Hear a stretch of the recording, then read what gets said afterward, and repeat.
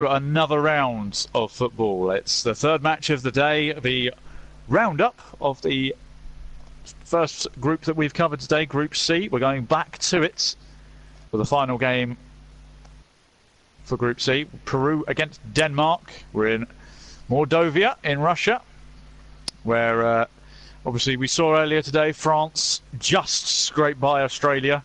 Now we're going to see the other two teams in Group C, which is Peru and Denmark. Peru and Denmark actually haven't played each other before, so this should be a fun first experience for both sides. Obviously, prior to this, I myself was commentating on an absolutely storming contest between Argentina and Iceland, and the first game of the day, which we saw earlier, which was against France and Australia. So it's been a cracking day of football so far. Hopefully, this game will follow up. These two sides are relatively unknown. Obviously, we know a few names of the Denmark side thanks to the Premier League with the likes of Eriksen and Christensen of Chelsea. But now we face an interesting prospect as to see how these two are going to take this game on. Because with Australia losing one of these two teams, they have the opportunity to go level on points and maybe even go top of the group on goal difference if they were to win by 2 goals today. So it should be an interesting contest. Let's just go through the lineups quickly of what has been confirmed so far.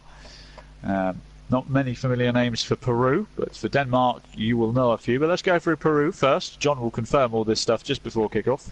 We're about 10 minutes away from kickoff. So for Peru, in goal you've got Galezi, Advincula, Ramos, Rodriguez, Traco, Tapia, Jotun, Carullo, Flores, Cueva and Farfan as the starting lineup.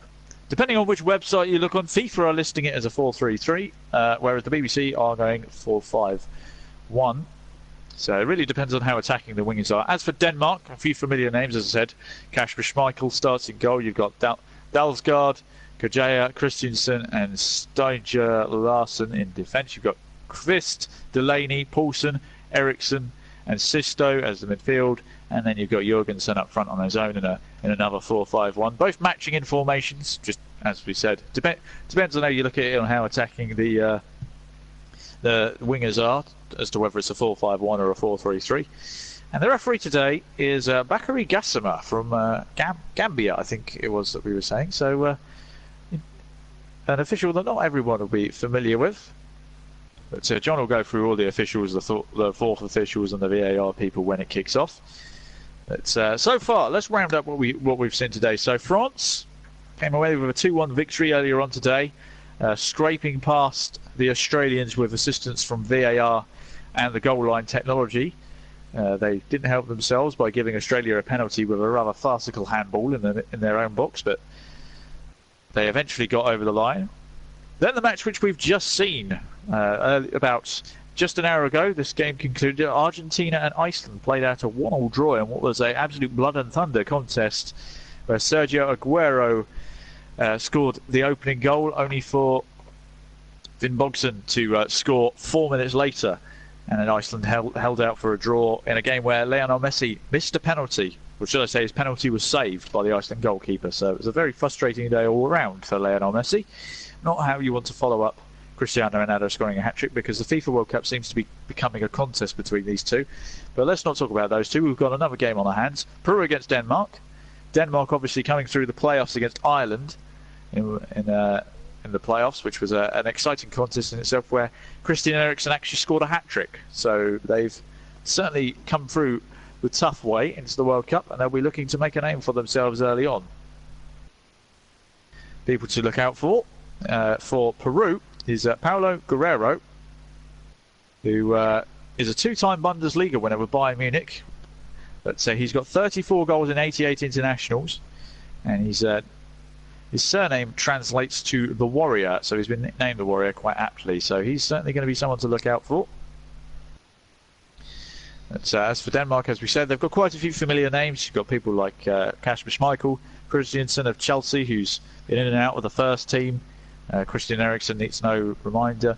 Poulsen, if I'm right in thinking that that's the Poulsen that used to play for Liverpool, didn't particularly play very well, but it could just be a common Denmark name, but I'm sure John will correct me later on, as we are awaiting the teams to arrive in the tunnel They are in the tunnel. They're coming out of the tunnel now, so I'm going to hand you over to our match commentator, John Stuttard, who will be your commentator for 90 minutes. I'll be back for the half-time presentation, but until then, the ship's all yours, John.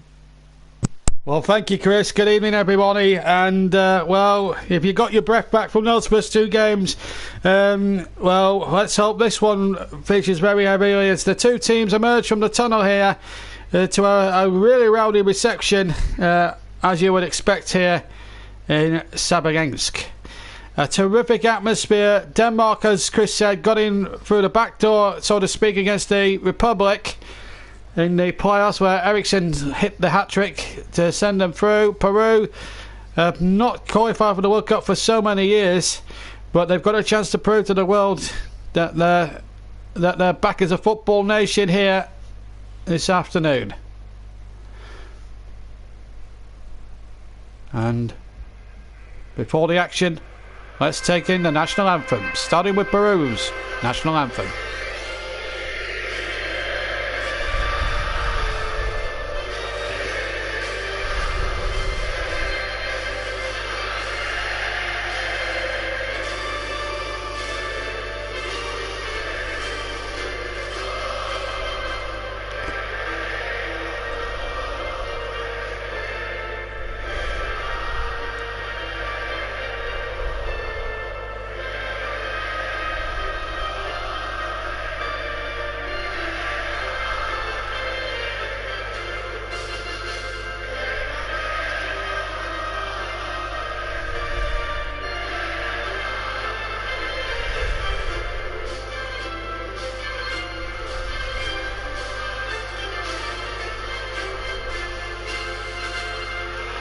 Wow, sung with great gusto. Real gusto sung from the national anthem. Now we're going to see the Danish national anthem now.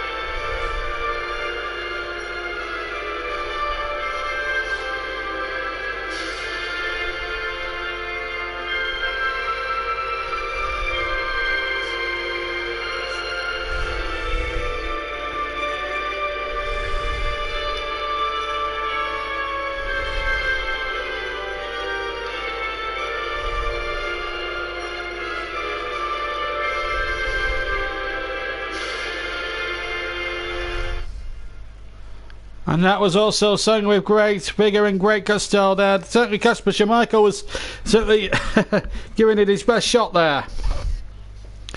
So we have the customary shaking of the referees, and the opposition players will shake hands with each other, and it will give me an opportunity to double check the teams. I'm sure Kish gave you the team news, but in case you missed it, I'm going to go through it all in full for you, plus the referee and the VAR referee as well. As both Denmark and Peru meet for only the second time in international history. Let's look at the Peruvian side with Pedro Galles in goal. Then it's Alberto Rodriguez, the captain, one of the 2 centre-backs. Tarisio is the left-back. Kieber is the number 10, if you like, in the midfield. Jefferson Farfan is up front. Tapia, one of the 2 holding midfielders. Ramos is the second centre-back. And Kuniebe is the right-back. Carrillo is the right wing. Utin is the second anchor man, and Flores will play on the left hand side. So it's 4-5-1 essentially there, as we look at some of the substitutes there for you. We'll run through all the benches later. So that's the 11. So Jefferson Farfan, a big man for the occasion. The referee tonight comes from Gambia. His name is Bakary Kasama. getting the coin off one of the officials. Jean-Claude Bamajou of Bermuda, and Al Bayek Ajari, I can't pronounce that. He's a Nigerian official, and of course there's a fourth official from Algeria as well. Very unpronounceable names, but we know that the referee is Gazmar Bakary Gazmar from Gambia. And the VAR, Felix Ware is the big one from Germany, and he's also helped by 2 or 3 assistant referees as well, VAR referees. Denmark have Kasper Schmeichel in goal, Simon Kjær, the captain, is one of the 2 centre-backs, Christiansen being the other one. Then Kiss will play as part of a 3-man midfield on the right with Delaney on the left. Jorgensen is up front, Nikolai Jorgensen, with Christian Eriksen the centre of the 3 midfielders. Dalsgaard plays on the left, right back, and Larsen the left back. Poulsen is the number 20, and Sisto is the 23. So it's a 4-3-3, as FIFA have got it on their graphics, but it could easily be a 4-5-1 formation, as other media outlets are giving out information on it earlier. Well, there's Jefferson Fofan. 3 goals in his last 6 internationals for Peru. And he's one that Denmark really have to watch in terms of the way they play. And, of course, Christian Eriksen has had such a smashing season with Tottenham Hotspur. 12 goals in his last 13 games for Denmark. Really is a superb individual, and he will anchor that 3-man midfield as the central midfielder. So the Gambian referee will make sure that the game kicks off on the appointed hour here. We've seen drama already elsewhere in our first 2 games between France and Australia, and of course Argentina and Lionel Messi's miss against Iceland. The plucky Icelanders have come up again with a crucial point, and away we go then in probably the less appealing of the 4 games, but still an intriguing battle nonetheless. Peru in red, on all white shirts, but they have a red sash along the front of the shirts, and they're attacking the goal to our right. Denmark all in red to the left, and it's going to be an interesting battle there, as the Danes have won the first row of the game, and an early chance here for an opportunity here now for Christiansen to come forward now deep inside his own half, and he plays the ball short and gets it back again. Well, with France winning one of these 2 teams, as Chris said in the build-up to this, a win here would put them on top of the group, or put them joint top, of course. It all depends on how many goals they score. France have a goal difference of +1 going into the after their first game, because obviously they won 2-1. So it would be interesting to see. Peru have got history in the World Cup. 1978, you may remember, they beat Scotland in their opening match 3-1, qualified out of Scotland's group along with Holland. But then in the second phase, they were beaten. There was questions asked, because they were beaten quite easily 6-0 by Argentina, and the goalkeeper for Peru was allegedly born in Argentina. So get that, well, look into that if you will. But that was well over 40 years ago now, since their greatest World Cup run. And of course, I don't think they've appeared since 1982, although I may be wrong on that score as well, but I can't remember them being in any other World Cup since then. But they have a chance here now through Turenko to get the ball into there, and they've knocked the ball back, and an early chance there for the Peruvians. And they look at a menace inside, and then, there was an opportunity potentially for a penalty there for Peru, but the Gambian referee was straight onto it like a flash and said, "No, you get up. You get up, son." Well, I have to say, I think Flores is being taken out there. I think that's a penalty. I think Poulsen was very, very lucky indeed, and Ricardo Guerrero's side should have had a penalty when in the first 2 minutes of the start of the game, Peru should be on a penalty. I'm surprised that one hasn't gone to VAR, to be quite honest with you. But nevertheless, but a dramatic start here to proceedings in the 3rd match of 4. Remember, later on we've got Nigeria against Croatia. They kick off their campaign in earnest, and Jorgensen has been penalised surely for a fistful of shirt there on the number 15 Ramos. Well, what an extraordinary start of the game. It's a free kick which Ramos himself will take on the right hand side, but level with his own edge of his own penalty area, so still many yards away from goal here.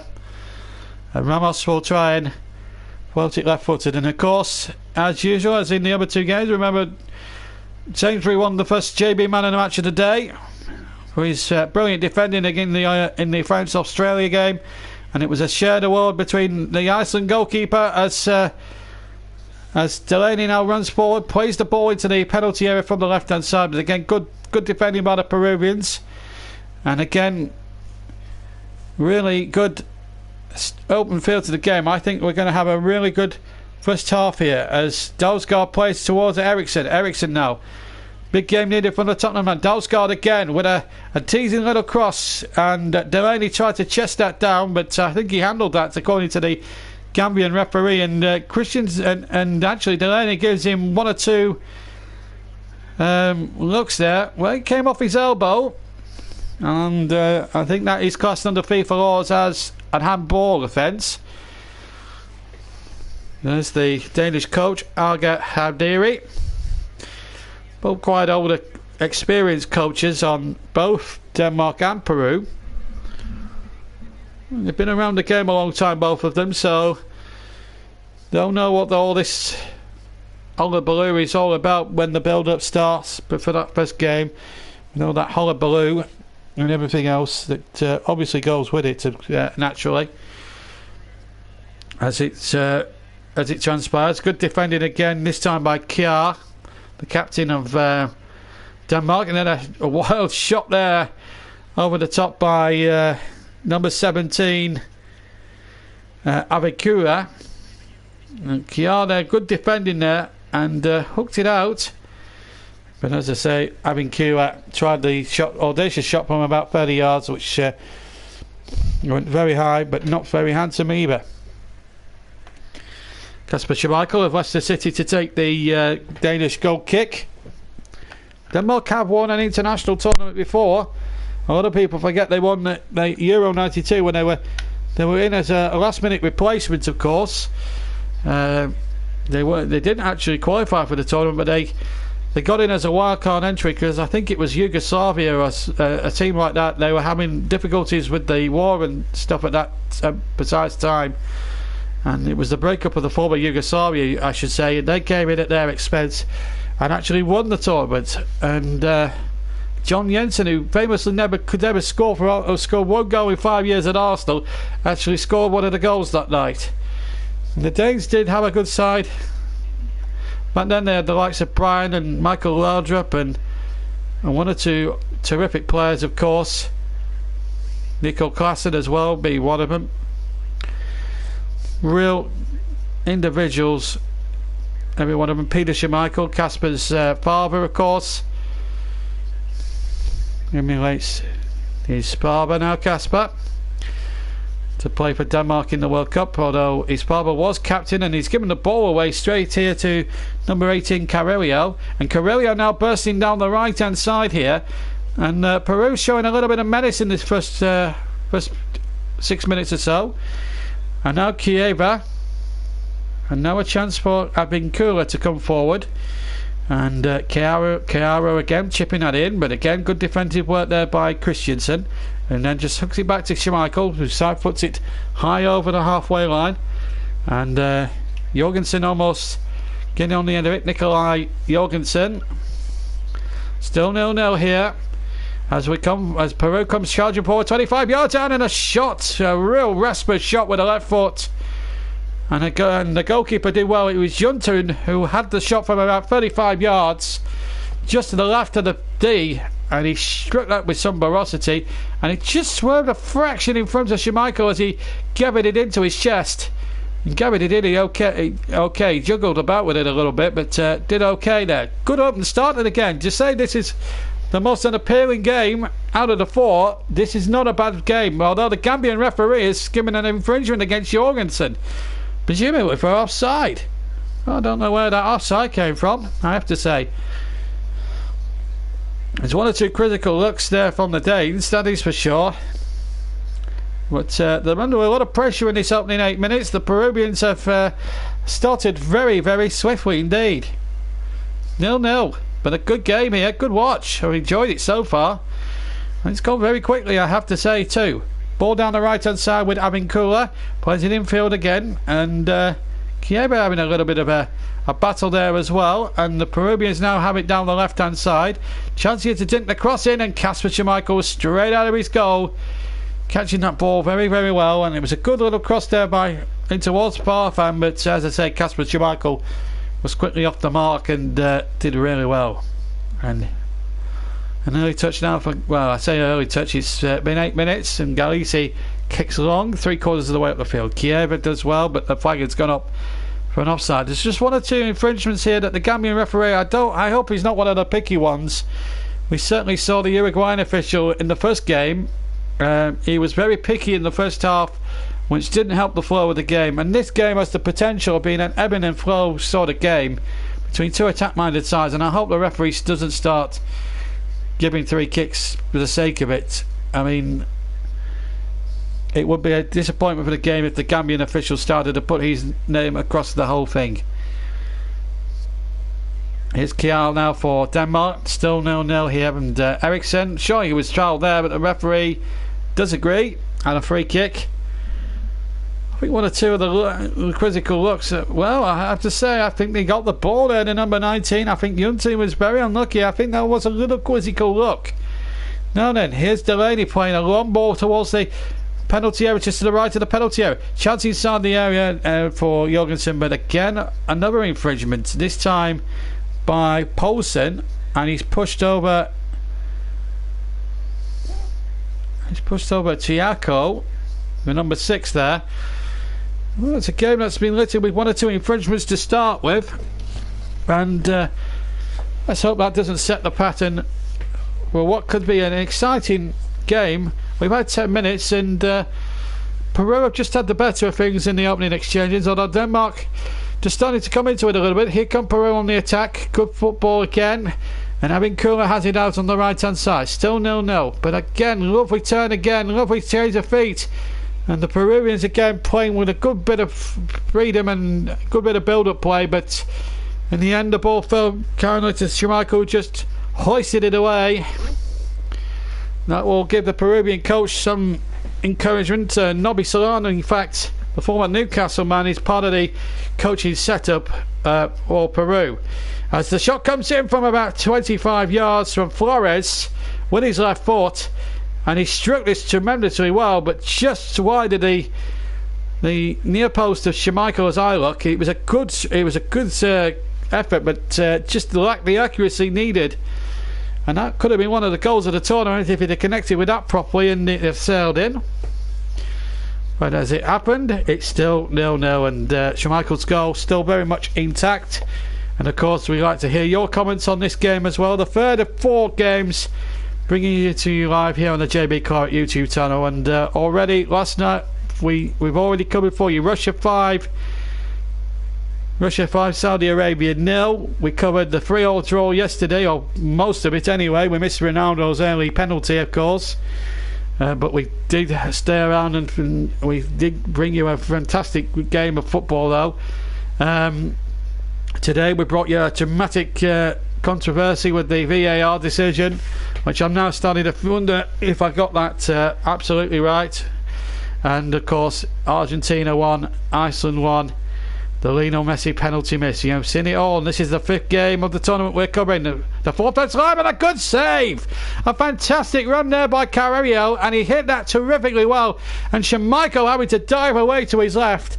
Absolutely superb game. And Absolutely Anonymous has come up with another great statistic. He said that the governments of Panama and Peru have actually made their 2 World Cup games days a national holiday. Well, that's fantastic, and it is a huge match for the Peruvians. It's their first World Cup finals for so many years, and they're absolutely dominating possession early on. They've had 4 shots at goal now, and that was definitely on target, and they needed Kasper Schmeichel, but now they've been penalised because the number 23 Sisto has been fouled. Wow, what a first half this has been so far. It's ebbing and flowing as we would expect. Here is Larson. Larson gets the ball back towards the edge of the area. Now Delaney. Delaney chips the ball in towards the far side of the penalty area, the Peruvian penalty area, and knocked the ball away. And again, good commitment here. The referee from Gambia doing the right thing, playing on. Good to see from the Gambian referee. I don't want him to get too picky about tackles, 50-50 tackles that might just go the wrong side here. Now Peru have it on the far side, and they're absolutely playing with a real swagger about them. They're playing with a real confidence about them. And another long-range effort deflects off a defender, Kjær, and it's behind for a corner. Tapia with a right-footed shot that deflected off the Danish captain, and it's a corner. And this is the effort just a few seconds ago, the left foot of Carriel, and that is a marvellous save from Kasper Schmeichel. Couldn't take no risk, punched it away, but still the danger not over yet for Denmark. Peru are really knocking on the door and going for the cutthroat in the opening 14 minutes that we've been playing. Peru 0, Denmark 0. Rodriguez and Tapia are both in the penalty area. There's two lurking on the edge of the D as that corner comes in. Header one, and it's just, well, it's gone well wide in the end. I think that's going to run out for a goal kick. It's ended up near the corner flag than the goal.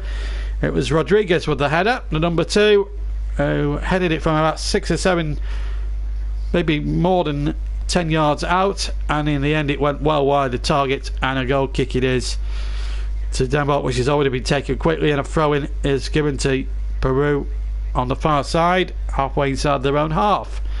Wow. Let's hope both teams have got plenty of stamina here in Sarkransk tonight, because I tell you what, it's pretty good. 19 degrees the temperature as a free kick has been given against Peru. 43% humidity. It has been partly cloudy all day over there, and as I said, the humidity is standing at 43%. That's the Michael Fishweber report out of the way. And back to the game we go, and it's a real opportunity here for one of these two sides, and they're both going for it, and that's good to see. There's nothing more than a great blend of good attacking football. It doesn't matter which two teams are out on the field, as long as you get a good game of football. That's all that matters here in the World Cup, and you want to give the fans value for money, and certainly Peru are certainly doing just that. That was a risky challenge there, and is that a corner? Given a corner, I think, or is it a free kick? Well, I think he's given a free kick, I think. It was definitely outside. He got the ball there. Or did he get the ball? Well, I'm not sure. That's a very risky challenge for the number 6 Christiansen to be putting in there. Well, it's one way or the other, whether it's a corner or a free kick. In fact, I don't think he's given either. He's given a goal kick. It came off the Peruvian last, actually.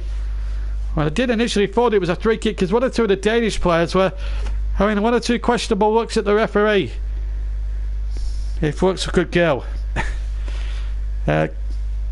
Chris obviously says England should be doing that. I hope you're listening, Westminster.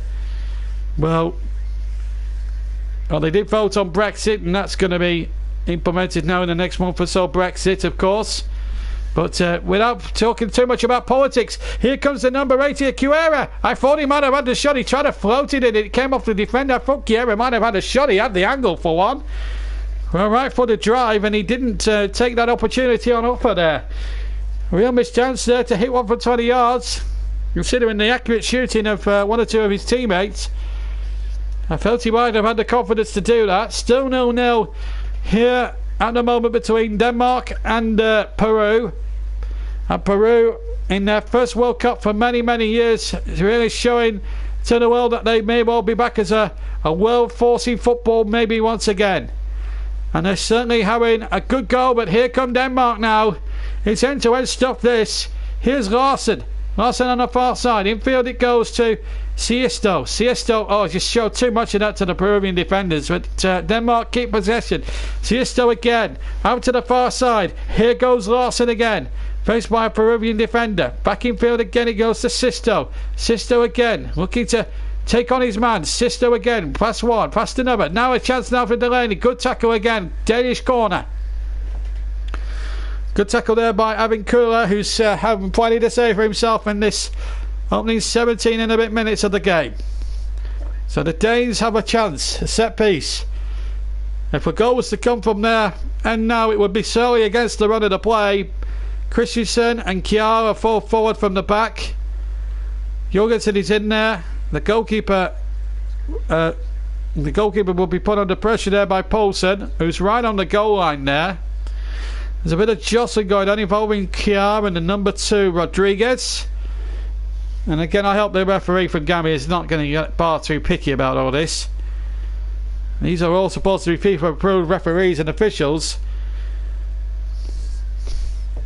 We don't want to be talking about the referee come the end of this game. Here comes the corner, taken by Eriksson. The goalkeeper, the Peruvian goalkeeper, didn't do particularly well there. Was he under any pressure there? It's been a free kick. Well, I don't know. I think that's a very soft decision. I think Galicia has made a bit more of it than it needed to be. I think the goalkeepers do get too much protection in these tournaments. If anything, I don't think he was being fouled. I think he made an absolute dog's dinner of the punch anyway. I don't know if there was any pushing on him or not, but I think that was a little bit on the powder puff side. I don't think it was a foul at all. But having said all that, apart from 1 or 2 of the picky decisions from the referee so far, it's actually not been a bad watch. I've really enjoyed it. And sometimes seeing 1 or 2 of the lesser nations can, with all due respect to these two, could sometimes actually throw up a really good story and a really good game. And these two teams are very capable of doing that on their given day. And here's Eriksson inside the penalty area. Eriksson with a little touch back. And a chance here now for Sisto. Sisto trying to get a shot in there. Appeal for handball. Nothing given by the Gambian referee. And then a foul there, I think, on Kiar, who again is looking quizzical at the 4th official from Algeria. My word, it's all happening here. Bar a goal. Oh, I'm not sure. I'm not sure about that. That's an awful decision by the referee. If he's not careful, he's going to lose control of this game. 20 minutes gone. Peru 0, Denmark 0. In an all-action game, another Peruvian going down.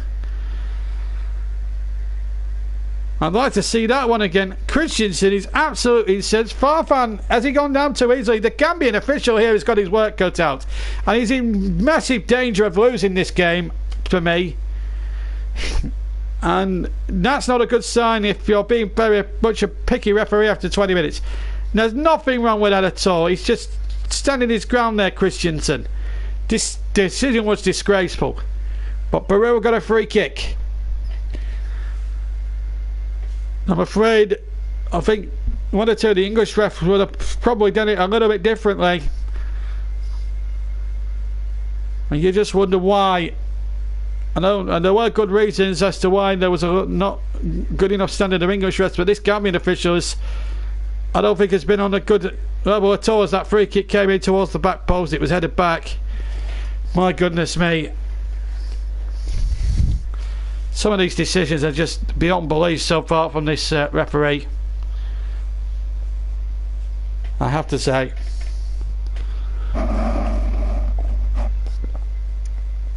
Well, on this occasion, the linesman got it right this time.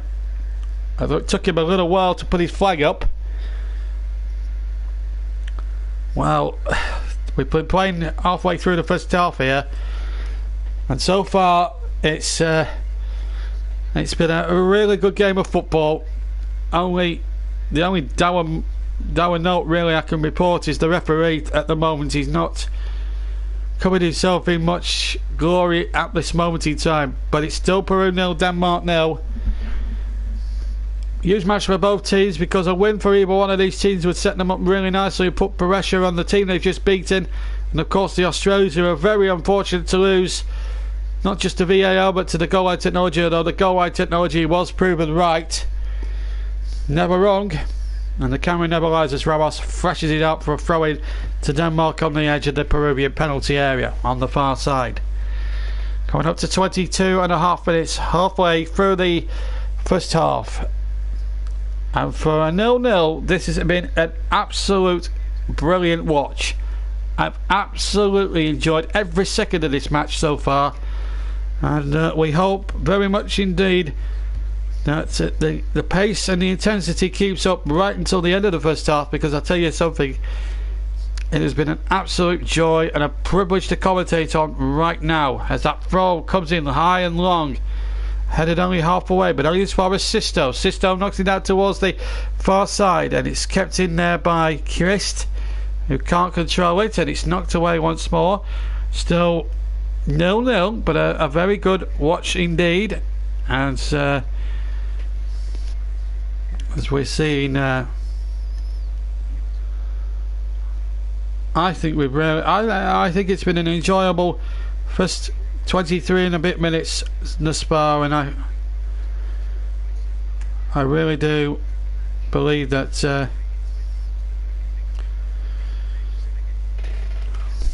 I really do think that possession stats 37% to 63.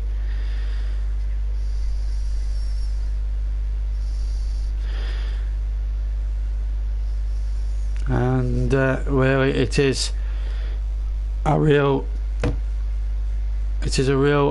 great big opportunity here for one of these two teams. Still 0-0 here as Jorgensen goes on the break. That's out of play. In fact, he's come off a defender. That was number 15 Ramos, and a corner is being given, and an opportunity knocking upon for the Denmark side that are coming into it a little bit more now after that early pressure from the Peru, and our opportunity now for a long corner. Christensen is forward from the back. Kiar is forward too.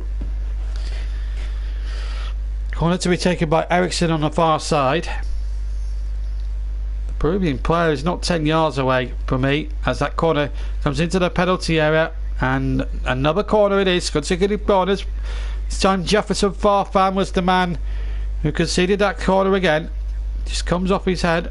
Didn't know much about it actually. In fact, it was Tapia rather than Farfan who conceded the corner.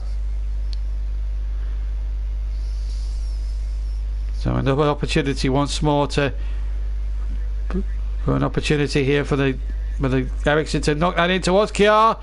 Again, I think one or two appeals were given there, were asked for a possible penalty shout, but nothing given. Here's Eriksson on the far side. Eriksson with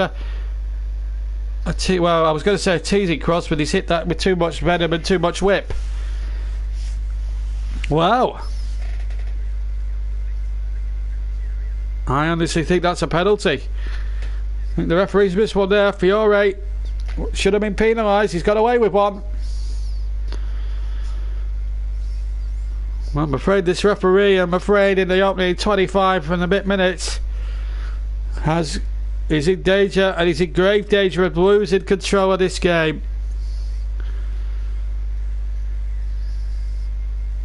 As the kick comes in, a long kick, a raking kick. And plenty of good football to come in the next 3 or 4 weeks here on this YouTube channel as Schmeichel boots it 3/4 of the way up the field from his own 6-yard line. Still 0-0 here, but here come Denmark. A good shot from about 20 odd yards, and it's hit the camera behind the goal from Delaney. Hit it with his left foot, just cleared the crossbar, then hit the camera crane behind the goal. Well, in fact, it might have actually hit the camera itself. Here we go. Whoop, whoop, yay! There we go. And if they've got it on tape, send it in to You've Been Framed. £250 maybe coming their way.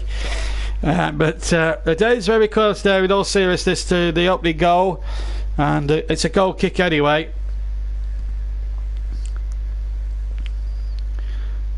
And it's been a very, very good first half, and another foul here. This time the number 7 Kist is the... Well, it is a foul. Farfan was a little bit high with his tackle, with his challenge, or with his aerial challenge. And Kist is in a bit of pain out there. Well, we've had 27 minutes gone here, and it's still 0-0. Even the Danish manager can raise a smile or two.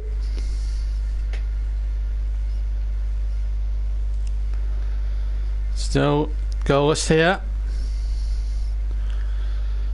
Don't forget, Brazil will be live on the JB Claret channel tomorrow evening, and of course England start their campaign with a game against Tunisia on Monday night. Join me, John Stutter, from 7 o'clock, from 6:45 for the build-up, and of course, the whole game live for you.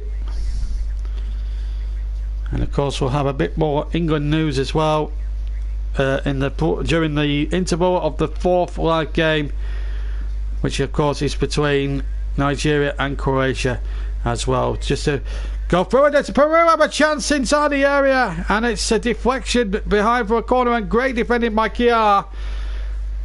It just fell quite nicely there for the Peruvians. It was Farfan through, and Kiar got back and did well to deny Jefferson Farfan an opportunity. Yotun to take the corner for Peru. 28 and a bit minutes gone. And there's, well, they've gone short this time. They were claiming that the Danes were 10 yards back. Mind you, they were not 10 yards back from the Danish corner a minute or two back. Yotun again. On the right hand side, plenty of room to get the cross in. It was a poor cross. And they get a throw at the Peruvians on near the level with the edge of the penalty area. I have to say, it's been 29 minutes of all action excitement. It just needed a goal. But I have to say, no complaints from this commentator as Adinchua takes the throw and gets it back a second time. I think Kula gets it back a second time. Playing a 1-2. And he's on the overlap as well, but the ball is played infield. And now Peru have it back in their own half with Rodriguez. Now it's gone over to the left hand side here now. And the number 16 and the number 18 Carrillo carries it towards the edge of the area. Still have it on the left here, and they're passing it around with great vigour and great vigour as well. Rodriguez with the header, the Peruvian captain. We've played now exactly half an hour then, and it's Peru 0, Denmark 0. Good first half, but still lacking that one opportunity of a breakthrough here. But goalless draw, though, so far it's been an unbelievable first 30 minutes of pure action, real controversy. Another Danish player goes down. This time the Gambian ref gives nothing. So Mr. Kazama, he's had his work cut out here in this opening 30 and a half minutes. And here come the Danes again. Out to the far side, and it's Eriksson now with the possession. Eriksson does well, turns the ball back. Still Eriksson on the far side. Now can he measure across? It's deflected away. Good blanket defence by the Peruvians. No, it is. And here it goes, Farfan on the break. Well, that's out of play from Jefferson Farfan. But actually Kiar got back there. Carriaro playing the ball forward, and Farfan on the break, and Kiar got back in the nick of time and made a goal-saving tackle there. It might have been a problem there for Kasper Schmeichel if he'd have struck that, because he struck that with some ferocity, Farfan. The English manager not too happy with things at the moment. There's a Danish player down at the moment. Well, we've got a little stoppage in play here, but it's well, it's been a non-stop 31 and a bit minutes then, and so far we've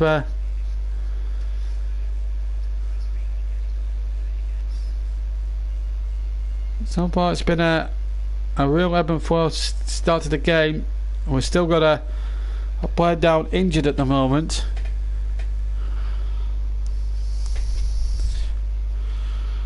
And it looks like a stretcher job here for Kist. He was already in the wars earlier on, and now maybe he's not run off that injury.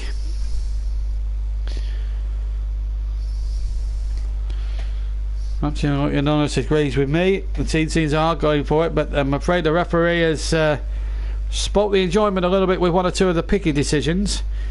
Kist is off the field, and it may well be a change here, a forced change for Denmark, with 32 and a half minutes gone here. It's going to be well, it's not going to be a stretcher job because Kist is on his feet, but it's not looking like he's going to continue here. And it looks as if Denmark are forced into a change. Well, the stretch is still out there on the far side, so Denmark for the moment now playing with 10 men. because obviously they're still preparing to bring the substitute on at the moment, so we'll confirm that in just a second or two. But at the moment it's 0-0, and we just needed a stoppage really to get the breath back, although we didn't want it at Kist's expense. But the 10 men still going for it here, trying to get that opening goal which would settle all the nerves. Larson now on the near side, infield it goes to Jorgensen turning nicely. Now a chance here now for number 23 Sisto pirouettes but can't get forward. Now a chance then for Jorgensen, Nikolai Jorgensen. Good purposeful run by him, and he's taken away from two defenders, gets the cross in and turned away quite comfortably there by the Peruvians. Still 0-0, and it's always a tough old ask, really. As Christensen again just plays a little 1-2, and I have to say it's been a first half really that's certainly ebbed and flowed in terms of ownership, but both sides have really had their moments, although Peru have had the best opportunities in the first half, although Denmark have threatened. And here's Eriksson now on the left hand side, uses Larson losing out once again, and here come Peru, and again the tackle's flying in there, and Denmark have got the decision. I thought that was a 50-50 challenge there to be won. Farfan is furious, and Kist is not in a good way at all. He's got the braces on and everything, and the substitutions on, and they're going to rush him straight to the medical room, maybe even worse, to the local hospital. So Kist is off, and on in his place comes number 19 Scaloni. So Scaloni is on, and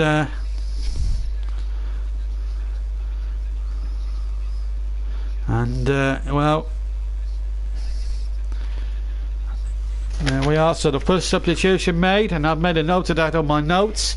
And Scaloni gets the first touch of the ball, so it'll be like for like then, as Denmark back to the full complement of 11. But obviously no Kirist, and we'll obviously try and find out later on how he's hopefully the injury is not too serious for him to miss out. Passes Peru 105, Denmark 157. So 200 and make that 263, I think, passes in total in the entire game. But it's been a good end-to-end attacking masterclass. Unfortunately, hasn't yielded a goal, and I think that's what the game really deserves at the moment. The way both teams have really gone about attacking each other, which is good to see, really. We want to see a lot of attacking World Cup games here this summer, and hopefully we'll get that in terms of good skill and attacking play. Flag is up against Jorgensen, I think. He looks in disgust at the official, but he was offside. The ball was played, but there is a little bit of frustration on both teams' part, because obviously they both want to score goals, and obviously the officials have been a little bit picky in terms of free kicks. Well, the referee has anyway, and hopefully he'll get a better grip of it in the second half, and we might have a good game of football here on our hands. We just don't want the referee spoiling what really has been a good game of football, with both teams really committed. And here's a chance now for Sisto towards the penalty area. Surely he was taken out there, and that's got to be a yellow card offence. Indeed it is. It was a professional foul, and a free kick. Tapia, the first man, into the referee's notebook, and I don't think there's much doubt about that. Took him out quite conclusively. As you see, as I'm just seeing there, a good run there down towards the right of the D there by Sisto, and you can see there clearly takes him out. Tapia knew exactly what he was doing, and in the end the referee was right. But it's a Danish free kick, and you know who's going to be over this one. Mr. Eriksson, who can score goals for fun from set pieces. We've seen it many, many times in recent years for Tottenham, and he's over this one. 20 yards, maybe a bit more than that. 23, 20, 22, 23 yards out. Right of centre of the D. The referee from Gambia having his work cut out to get that Peruvian wall back a full 10 yards. With Eriksson one lining up. We saw a great free kick from Ronaldo last night. Can Eriksson match that in terms? It would favour the right foot, I would admit. And Eriksson's got the capabilities of doing it. It is Eriksson with the right foot. He's hit the wall. It comes back again. The shot coming in, and it's straight at the goalkeeper who didn't handle it. It was the second effort, was a right-footed effort, and it was in fact the number 19 who struck it there. That was Scaloni, and he struck this with some ferocity. The goalkeeper didn't hold it very well. There may have been a bit of swerve and dip there. The little bounce there, which may have... Well, the goalkeeper's handling wasn't exactly what you call safe or secure or assured. Assured was probably the right word for it. It's with Peru attack at the other end. And a foul has been given to the Peruvians' disgust. Jefferson Farfan feels disgusted with the decision here. Ball was there to be won. There was a little shoulder charge, but no more. And I think the referee's a little bit fussy there. If you're going to give fouls for things like that, you're looking at 30, 40 fouls over the course of a game, and you don't want to see all that happening. And I don't like to see that. The referees have got to take ownership of this. They cannot... If they see a little bit of foul play now, it's the game has to stop. FIFA have got to start giving the referees the right to do what they feel is best instead of bully boy them. There are obviously FIFA probably new rules coming into play for this tournament. At least the crowd are whipping up a bit of excitement off the field. Haven't seen a Mexican wave yet in the game. I've had a Mexican wave in more or less every other game that we've seen so far. The last two and a bit days. But really, it's been a tough old first half. As Eriksson chips the ball in towards the back stick, and it still might fall inside the area here. And it's a chance here. Oh, and it was it was Poulsen coming in at the far post. A real opportunity here for Denmark. Ball knocked back by Delaney, and Poulsen, I think he needed to go a bit more to get on the end of that. He was about an inch or two away from getting on the end of that, and that would have been 1-0 to the Danes. So with less than 4 minutes in the first half to go, plus stoppage time before the half-time interval. Well, and half-time cup of tea and a couple of oranges will be a welcome sight for these players, having run themselves ragged and daft for the first 45 minutes. For the first 41 minutes they've been playing. It's in a real... And they deserve a little welcome break because they've both given it good commitment. It's been good committed football, only marred by the indiscipline of the referee, who's, I have to say, has been shocking. And that's not been kept in by Eriksson on the far side. That's still 0-0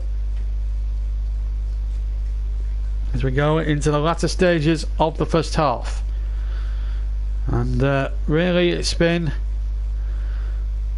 a really tough, real good competitive game, and although the referee has been far too strong on his decisions. I don't like to blabber on about the refereeing in this tournament so far, but one or two of the decisions have filled me with quite dread about the referees that we've got. And maybe in hindsight, maybe it was quite the wrong decision not to take an English official, maybe an English referee to the tournament, but yet you get ones from Gambia who have no history of a World Cup. It just doesn't seem right for me for FIFA to do that. Not that I'm shoving Gambia or shunning Gambia as a country, because they're probably a nice nation, a good nation, but they're certainly one that's not up in the echelons of world football. But with it being FIFA, what do you expect? as Peru come charging forward once again, and they get the ball back once more. Now this could be problems.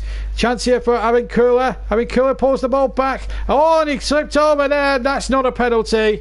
Absolutely no doubt at all. The referee was probably right. Certainly Kieva was looking for that, in my opinion. He slipped and fallen over. I'd have to see a replay to be doubly sure, but it looked as if he just basically slipped over. Although the Peruvians are questioning the referee's decision, and the referee stopped it. They're claiming VAR on this one. I think he's going to look at VAR. Now, is that a penalty? Well, I'm not sure. From that angle, it's hard to tell, but it looked from the naked eye as if he slipped over. So we're going to have VAR for the second time in this tournament, and it's the second game in a running that I've covered. Now we're going to see VAR. Now the referee's got to look at it. We don't know what angle he's going to see it from. Now, did he take the standing foot? Did he take the standing foot? I'm not so sure. I'd like to see it from another angle, or the referee would need to see it from another angle. I think he's satisfied. Now this is an important decision by the Gambian referee. He's given a penalty. I think he's given a penalty there. Well, I'm sure that's not a pen. I'm sure he slipped. I think that's a very, very poor decision from the referee. He has the casting vote, and I have to say I'm sorry, but I think he's got it wrong. Kieva has slipped over, clearly slipped over for me. Let's look at it again. Well, he slipped for me. Oh, actually, no, maybe not. Maybe the referee's got it right. Maybe we were wrong. It is a penalty. I think there's a slight touch there on the player there. I don't know what angle he saw it from, but if he saw it from the first angle, he's got better eyesight than me. And Kieva has won the penalty, although it did look a little bit on the theatrical side. Has a chance here to beat Casper Schmeichel, and Peru have been the better team as we go into stoppage time at the end of the first half. Wow, more VAR drama. Well, to say this wasn't the most attractive match on paper, this has certainly had plenty of excitement and plenty of controversy to go with it. More debate coming up, folks. So, the man who was fouled, Kieva, has a chance now to make it 1-0. It's a long run up. It'll be a right-footed. Schmeichel dances along the line. Kieva runs up, stutters, and strikes it, and hits it over the crossbar! Would you believe that?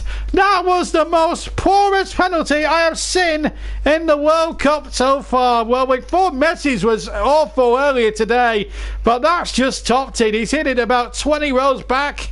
And he's almost hitting into row Z of the second tier. Oh my goodness me. It was a correct decision to give the penalty in the end. But what a penalty that could have... Well, what a horrible miss. It just sums up the way the game has gone, doesn't it?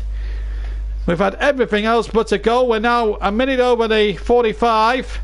We haven't had any indication from the fourth official whilst all that was going on. We're into the second of two.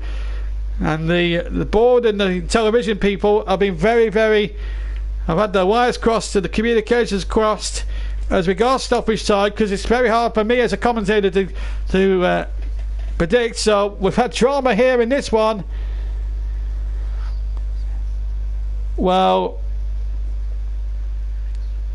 it did look... I thought he slipped over at first, but when you look at it from another angle, it is a penalty. But Denmark will feel that justice has been done and have a corner at the other end, and the header comes in and it's just cleared the bar. We've had 2 minutes, and I think it was Sisto with the header. Wow, this has been unbelievable. No, it wasn't. In fact, it was Poulsen. Wow, what a game it has been so far. For a 0-0, this has been quite super, and well, plenty for Chris to talk about. There's plenty on view for Chris to talk about at half time. We've had a substitution for an injury. We've had a VAR decision for the second time in 3 games. We've had a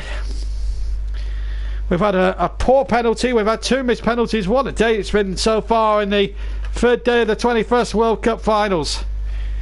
Wow. Gonna say we'll solely take the goal kick.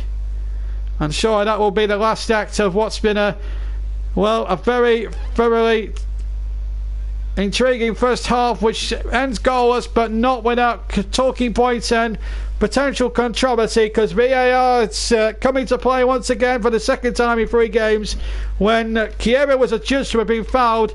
From the first angle it looked as if he slipped over, but having seen the decision again, they claim VAR. The Gambian referee went to look at the monitor, was in consultations with the video official, and it was a penalty. The decision was overturned, and then when Chiesa went to hit the penalty, he smashed it about 20 rows back into the stand, and Chiesa's walked off the field there. I've just seen in tears. So it's all happening here. It may not have been the most attractive game on paper, but I tell you what, it's had plenty of talking points, but no goals. As I hand you back to Chris for the half-time interval. It's half-time here at the moment. It's Peru 0, Denmark 0. Well, for a 0-0er, that has been nothing short of action-packed and superb. It's and obviously not short of controversy with that ending. Goodness me, I mean, it's been mentioned in the comments section, and absolutely anonymous mentions that this is the problem with VAR. It encourages players to look for penalties. Granted, it was the correct decision, but this could become an issue, and I've mentioned it in the past, that technically any contact in the box is a penalty, and with VAR, referees are now forced to have to give any kind of contact in the box as a penalty. And that is another perfect example so far in this World Cup that penalties are being given, because technically, by law, it is, despite the fact that it technically isn't, it isn't clear cut and everything. But nonetheless, these two sides, you look at Peru, Denmark, it doesn't really look like that exciting a game, but these two teams have attacked each other, hammer and tongs, and it's been action-packed end-to-end, as we're seeing the definitive angle that essentially shows you that it's a penalty. He has taken his standing foot away. I mean, it was a penalty. Eventually, we got there, but it's been a cracking game, and not short of controversy. As much as we haven't seen a 0-0 so far, touch wood, we've not exactly been bored in this match. So it's been a fantastic showcase for these two sides, and they're very well evenly matched, both attacking each other. There's none of this, sitting back and just being happy with a draw. They're both going for it, and Peru will be disappointed that they haven't taken the lead, because the penalty was nothing short of woeful, one of the worst penalties I've seen. And I do think that any professional footballer who can't hit the target from the penalty spot needs to have a good long look at themselves, because it is one of the most basic skills to do. Kick a ball at a massive target and you're really close up and you can't hit the target? Come on people. It's easy. But anyway, we've got 10 minutes to fill, so let's talk about what's gone on in the previous game. So obviously, the state of the group currently stands France topping it. Peru and Denmark, obviously, instead of being on 0 points, will now be on 1 point each. So the group still stays wide open. As it stands, this is a good result for Australia. Keeps them in the contest in terms of if Australia win their next 2 games, then they could go through. France, obviously, will be fairly happy as well. But the games that happened earlier today, so let's just go back through them. So to kick off the day, France beat Australia by 2-1. Plenty of controversy in that one. Also saw a penalty awarded in that. I think it was a penalty. We saw VAR, yeah. A penalty awarded using VAR in that game, where Griezmann was taken down in the box. And it was a very controversial decision, because a lot of people think that it wasn't a penalty because the defender got a touch on the ball, but the penalty was given using VAR. And that was the first use of it effectively in the tournament. That France eventually came out on top thanks to goal line technology, a goal from Paul Pogba that just squeezed over the line, separate the two sides. Then we had earlier Argentina-Iceland, which was a game full of blood and thunder. It was an incredible match. The two sides, well, it was a bit of a mismatch in terms of possession and stats, but ultimately the one stat that mattered was the 1-1. Argentina dominated possession. It was stats reading up to 80% of possession in Argentina's favour, but they just couldn't break down the great Icelandic wall that was in front of their goal, and it finished 1-1. And then obviously so far this first half, we've seen Peru and Denmark go at each other. We've seen VAR used again. It's been a cracking first 3 games today. The World Cup in general has been very good so far. No boring matches. This is the only game so far that has had no goals in it, but we've still got a second half to go. And the way these two teams have been playing, we're in for an absolutely thrilling second half. It's, what are everyone else's thoughts? I mean, I thought, in terms of the penalty decision, I do think it was correct. Ultimately, you know, his standing foot was taken out, and we eventually got to the right decision. But as we say, it's whether the VAR is being used in the correct fashion, not to over-analyse decisions which, you know, are simple rather than overcomplicating things. But it was the correct decision, but ultimately it was fruitless. It'll be interesting to see how the teams go about the second half. They've both gone at it. In terms of the statistics, Denmark have edged the possession. However, Peru have certainly been more shots happy, but they've only got 2 shots on target compared to Denmark's 1. And it's been a fairly physical game, 10 fouls to 7. Denmark committing 10 fouls to Peru's 7. So it's been fairly interesting. Obviously, we have had that one substitution. Kvist had gone off on a stretcher, so Schöne came on in the 36th minute. So that might change Denmark's game plan in the grand scheme of things. But it's been a cracking first 3 games today. We've got one more following up as well. I will be commentating on Croatia against Nigeria, the final game of today, and that will round off Group D as well, which has proved to be quite an entertaining group. With obviously Argentina and Iceland, Croatia and Nigeria have the chance to assert dominance early on and take charge of the group. So it'll be interesting to see how those 2 teams go about it, considering that they both have to play Iceland and Argentina. So it will really be an interesting, you know, that game has suddenly become a must-win for both sides. So that should be an exciting game. Right. There's there are highlights currently being shown of the France-Australia game earlier on, but we all know how that went with the cracking commentary from John earlier. So what are everyone's thoughts so far on the World Cup? How have people thought it's gone? I mean, I think it's probably been the most exciting opening few games to a World Cup as far as I've seen. In the past, there have been quite a lot of boring draws, but this one, it's been all action everywhere. It's been fantastic. I mean, the game of the tournament obviously has to go to Spain versus Portugal. You don't get a 3-3 for nothing.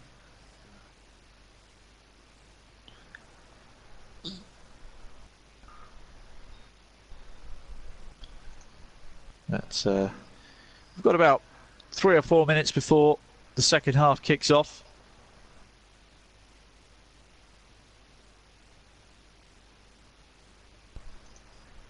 Let's talk about what other sporting events have taken place today whilst we're at we may be at the World Cup, but there have been a few other incidents. Obviously, we should probably talk about Argentina. Messi didn't have a particularly great game against Iceland. He missed a penalty, just couldn't get it going. Obviously, a lot of people are throwing the Ronaldo comparisons at him frontally off. Obviously, Ronaldo started his tournament getting a hat-trick. So, in a sense, it was immediately putting Messi under pressure to perform. I mean, how do you follow up your biggest rival, essentially, in Ronaldo, scoring a hat-trick, dragging his team to a result? I mean, essentially, they both drew in their first opening games. It's Ronaldo scoring a hat-trick hasn't really changed too much in terms of Argentina's perspective, but Messi, it just looked like he was forcing it today. I found he needs to trust his teammates more. I think it was mentioned a lot on Twitter that it looked like he was trying to one-man army it, and you physically saw it. He tried to bulldoze his way through the Icelandic defence, but it just didn't work out for him. And when you've got a team when you've got people up front, with you like Sergio Aguero and Higuain, who are both full of goals, he really needs to trust them a bit more. I mean, let's not forget Sergio Aguero scored the opening goal in that one, and it was a brilliant goal. His back was to goal. He did a quick turn, smashed it into the top left-hand corner. He's got plenty of talent around him, You know, it might not be Barcelona, but I mean, it's Argentina. Attacking-wise, they're brilliant. It's just a little bit suspect in defence. But there you go. It's just, I think Messi's feeling the pressure of, you know, constantly having to fight this Ronaldo view of Ronaldo being the best player in the world or Messi being the best player in the world. They're constantly trading as who's best at the moment. I mean, I'll throw my opinion out there. At the moment, I think the last couple of years, Ronaldo has certainly been the more consistent performer. In terms of technical ability, Messi is probably the better player, but Ronaldo is, I don't know, he just steps up in big games, and that was better. That was quite obviously shown when it came to the game against Spain. He came up with 3 massive goals, and it was brilliant. That's back to Peru-Denmark. Obviously, Peru will be disappointed that they're not leading, but in terms of the standing of the group, it doesn't really change anything. You know, whoever wins, if there's a winner out of these two, then the loser will be under extreme pressure to win their next game. And let's have a look at this. What Group D will be, Group C, sorry, will be having towards them. I'll just bring up the fixtures.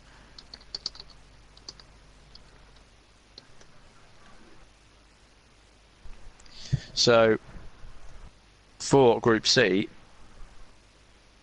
the next fixture, Denmark-Australia. So, Denmark, if they don't get the result today, then they will face Australia, and essentially that will essentially become a straight knockout. Whoever loses that would be out, because they'd only be able to get 3 points, and there would be a team on 6. And you would imagine Argentina would probably win their game. Although, having said that, after what happened with Iceland, it'll be difficult. But there we go. It's certainly going to be interesting. So, in terms of the next fixtures for Group C, not Argentina. What am I talking about? France and Peru.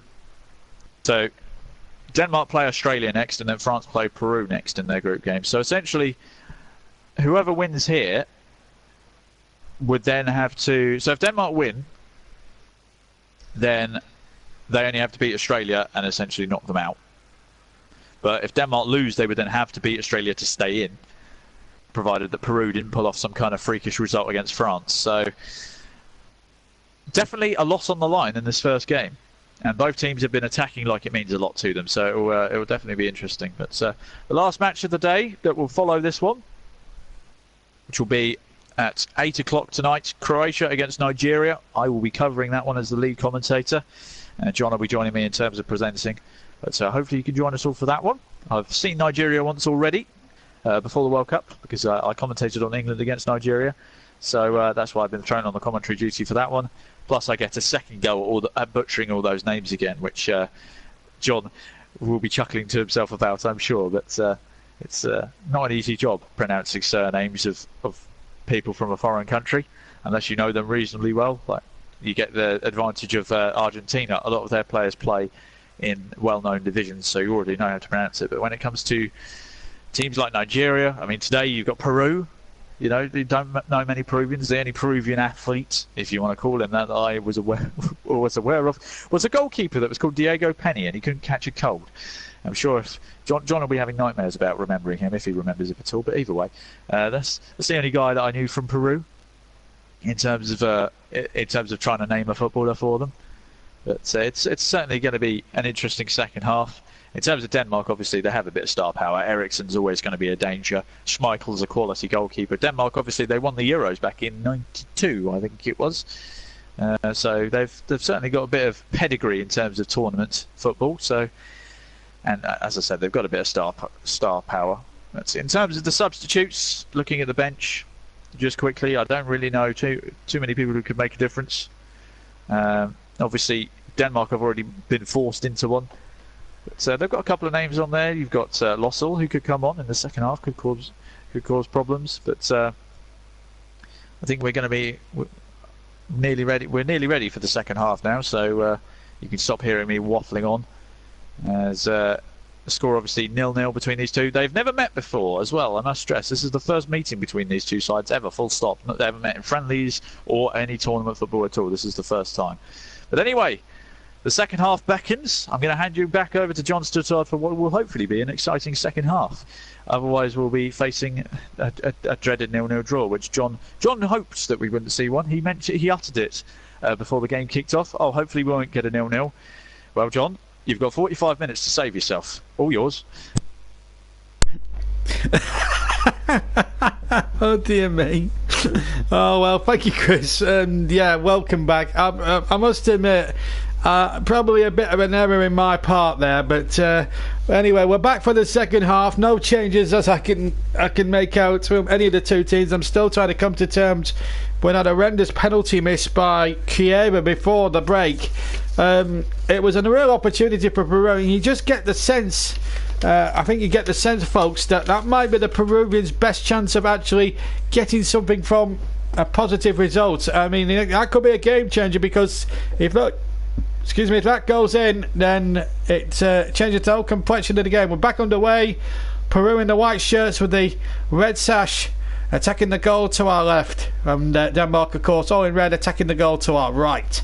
0-0 is the score at the moment, and let's hope for more of the same in the second half. Here's Eriksson picking it up on the right hand side of midfield. Eriksson running at the defenders. Sure, he was pulled down a little bit there, but the referee from Gambia allowing it to go on. Mr. Gazama, just to confirm the teams: Galesi in goal, Rodriguez, Toraco, Ramos and Aguilar, Tapia, Cueva and Yunton, and Carario, Flores and Farfan for Peru. That's their 11, unchanged from before. As for Denmark, we'll reconfirm their 11. Schmeichel, Dalsgaard, Kjær, Christensen, Larsen, Skolon, who's replaced Kirst in the first half due to injury, Delaney, Poulsen, Eriksson, Sisto and Jorgensen. And here is Dalsgaard with a long throw-in, level with the edge of the Peruvian penalty area, but the Peruvians get it away very convincingly indeed. Well, yes, as Chris said, I have 45 minutes to save myself, otherwise I may well be red-faced. And yes, I am going to be chuckling along to his attempts to pronounce the Nigerian players. Remember, as Chris said, in all seriousness, you know what Chris said tonight, we'll be back live at 8 o'clock. We'll finish at about 7 o'clock for another 45-minute break, and then after that break it's the final match of the night, and I will be on presenting duties as Chris prepares for Croatia against Nigeria. I think that will be an interesting match as well.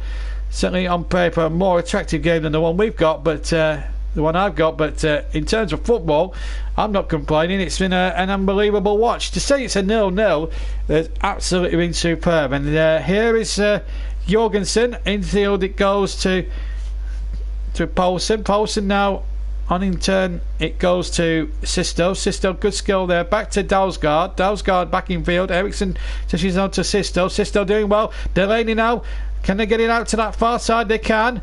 Here's a chance now for Larsen again to Sisto, chips it in there. Jorgensen is offside, I think, or was he onside? Well, he looks suspiciously off to me. Let's have a look. Oh, in fact, take your choice from two there. In fact, Poulsen was offside, and so too was Jorgensen. So I think the referee assistant should have flagged there. But well, it's been a first half really of missed opportunities, if you like, for both these sides. The penalty, especially number 8 Cueva, who won the penalty. I did initially think he slipped over, but then obviously they referred it to VAR, and VAR got it spot on. Although I initially thought he'd slipped over, and I still maintained he did first up. But then when you see from another angle, the VAR decision system did get it right, and that pass back then almost puts Galisi in a bit of trouble there. But it's been a really interesting game so far. Tactics have really gone out the window as both teams have tried to attack. And that's a testament to the two coaches down and below me, as Sisto is trying to make things stick in the second half. As we played 3.5 minutes of the second half, or just over, in fact, 3.75 minutes of the second half, and still 0-0 here in Capik. As Denmark now looking to slow it down a little bit and just keep possession, keep the percentages going. Ericsson now on the centre halfway line, rather, just to the right of the centre circle. And a good little bit of play by Scaloni, but he lost out this time. And in fact, the referee's given a foul there. About 10 yards inside the Peruvian half against Junton on Scaloni. And a free kick on the right-hand side to Denmark, which again Dalsgaard will take. Pointing forward in red as you'd expect. In fact, it's Vriar who takes the free kick rather. Still 0-0 as Delaney beats Sisto once again, and he's skinned his man. Although Carrier got back in the nick of time there. Good football again. Again, the build-up just not matching the finishing at the moment. And here's Farfan on the chase. Farfan inside the penalty area. Farfan trying to get his shot off, and in the end, good defending there by Christensen, who just stood his ground there. Farfan had broken to the right of the penalty area, or inside the right-hand side of the penalty area, and his angle was dying every time. Christensen stood his ground and got back there, and he did well in the end, the big Danish defender, as Dalsgaard comes charging forward, and he's got the ball out towards Poulsen running at his man. A little chip in there towards Jorgensen. Eriksson was lurking as well inside the area. Still might come here for Denmark, and it's over the top from Larsen, who tried the shot there. It was a good ball in, and Jorgensen just couldn't get it out from under his feet. I think he tried to flick it on towards Eriksson, and that was a good saving tackle there by the Peruvian defence. So we've had 5 3/4 minutes of the second half. Peru 0, Denmark 0. But for a 0-0, it's been a very exciting watch, and you get no complaints from me, that is for sure. Galisi to take the goal kick for Peru. His greatest World Cup moment came in 1978 when they beat Scotland 3-1. Peru have had 9 shots, Denmark have had 6, and that's how good the game has been as an attacking spectacle, although no goals have been scored. But there have been chances, and here's Sisto now trying to create the latest of them into Eriksson, deep inside the Peru territory, 25 yards from goal, and Eriksson showed too much of that. Still Denmark have it though, and Dalsgaard has it on the near side. Infield it goes to Jorgensen, who was surely tripped there, and the referee not having any of it, the Gambian official, and well, I think he has given the free kick. I think he tried to play advantage, and I think he was right to do so, but it was certainly a foul there on the edge of the area. He's just tagged him there, the number 6 to Ralco, and an opportunity here now for Denmark. A goal here at this stage in the game would hurt the Peruvians, who missed at the same end at the end of the first half. It almost went into the second tier of the stand, and that ended the goal. Now Christian Eriksson, we haven't seen too much of him delivery wise from the free kick. Well, we see it now on the right hand side to the right of the area, and it's going to be the right foot of Eriksson. 2, 4, 5, 6 Danish players inside the 6-yard box, and just a good free kick and a little flick might just do the trick. Can Eriksson provide that opportunity? Again, the Gambian referee just making sure that there's no jostling or pushing or anything untoward, because he'll be watching. Eriksson steps up, strikes the free kick. It was a poor strike of a free kick, and then he has the follow-up left-footed shot, which he completely scuffs. It's out of play and behind for a goal kick. 53 minutes gone. Peru 0, Denmark 0. And really, for a 0-0, it has absolutely lived up to its expectations, although a lot of people thought that this would be a boring game. Far from it. It's been an absolute pleasure, and I tell you what, even if it does end 0-0, it's not a bad way. It's not a bad 0-0. I don't mind a 0-0 if it's a good 0-0, as long as there's been excitement and chances, and that's what fans want to see. They want to see entertainment, and we certainly have had entertainment here this evening, and we certainly haven't. I'm certainly the listeners here on the JB Clark YouTube channel have had plenty of entertainment and plenty of drama to keep yourselves occupied already this evening.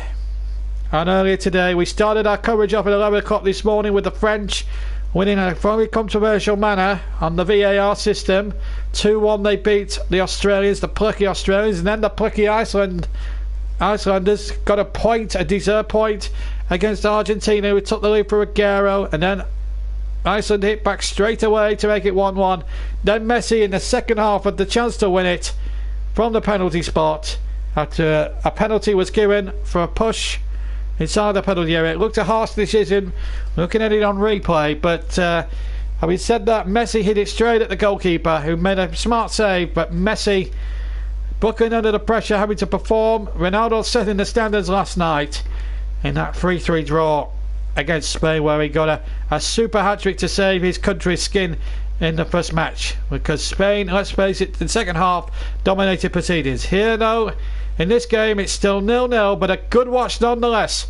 Here's a chance now for Larson to chip the ball in, but it's too close to Galisi, who takes the ball, no problem at all. And Peru already on the attack, and my word, credit to both teams here. With 10 minutes of the second half gone, they've picked up the pace. They were going at it in the first half, and it's a million miles an hour stuff, this, and the game is flowing. I think the flow of the game has been much better second half, and I think the Gambian referee so far in the second half has refereed rather better than the first half, when he was being a little bit picky. But he started to play advantage, he started to use the advantage a bit more, and that's good to see. A good ball out towards the near side, headed back, and Peru just keeping possession a little bit in the good areas at the moment. Here is Cueva, who will want to make up for that shocking penalty miss at the end of the first half. It was without doubt a shocker. Avincula now has it on the far side, and now Carriaro just hooks the ball back, and Peru now having a little bit of the ball here as they look to attack now down this left hand side, and a bit of space here. Chance here for Peru, good skills inside the area, knock back, chance here inside the area. They've had 3-4 goals at how it's trying to knock it in, and in the end Flores couldn't finish the job. Oh dear. Well, for the first up, I thought Divock would have had the shot there. Then the ball was hooked across. Well, here it is again. Well, it's the number 8 here, Chieva. He knocks the ball back. I thought he might have had the shot, and then Carriaro had another go, and in the end Flores tried to finish it off and then miskicked it with his right foot. Comedy of errors there in Peru attempting to score, and Denmark get off scot-free. Still 0-0 with 56 and 3/4 minutes gone. Well, it's been all action. Plenty to come tomorrow. Of course, Brazil in action. Here's a chance now for Jorgensen. Just to the right of the area, chips it into the penalty area where Sisto was lurking. But again, good blanket defence again by the Peruvians. But good play again by Larson again. Shiska Larson. And now Sisto, good skills by him.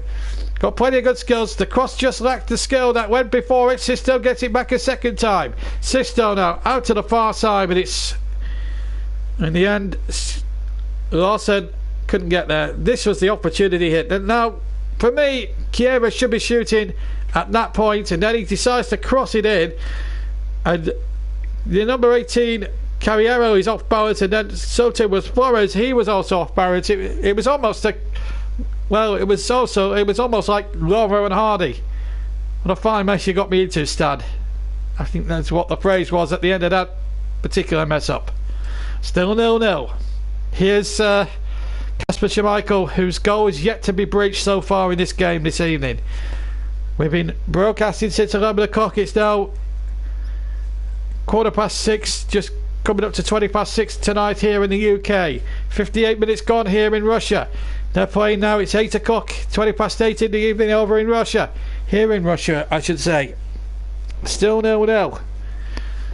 But a game that's totally ebbed and flowed as far as the spectacle is concerned.